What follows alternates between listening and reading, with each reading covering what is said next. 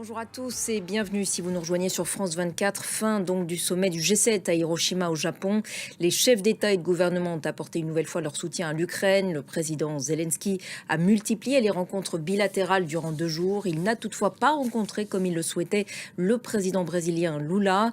Une aide militaire américaine supplémentaire de 375 millions de dollars a en tout cas été annoncée. Nicolas Chamontin. Pendant ce temps, sur le terrain, la situation est toujours critique à Bakhmout. Après avoir tenu des propos ambigus, Volodymyr Zelensky affirme finalement que la ville n'est pas occupée par les troupes russes au lendemain de l'annonce par Moscou et par le groupe paramilitaire Wagner de la capture totale de la ville. Etanadji.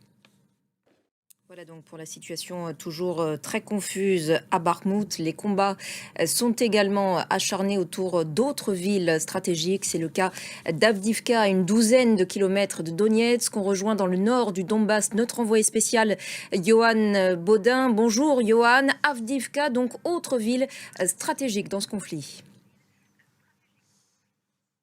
Merci beaucoup Johan pour toutes ces précisions depuis le nord du Donbass. Je vous le disais également en titre, c'est le jour J en Grèce. 10 millions de personnes appelées aux urnes pour les législatives. Merci d'être avec nous sur France 24.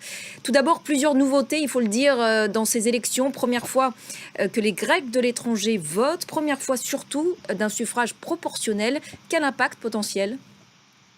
Alors, l'impact des Grecs de l'étranger, j'ai l'impression qu'il sera assez maigre. Merci beaucoup Joël Dalek d'avoir répondu à nos questions et c'est la fin de cette édition. Merci de l'avoir suivi. L'actualité continue sur notre antenne. Restez avec nous sur France 24.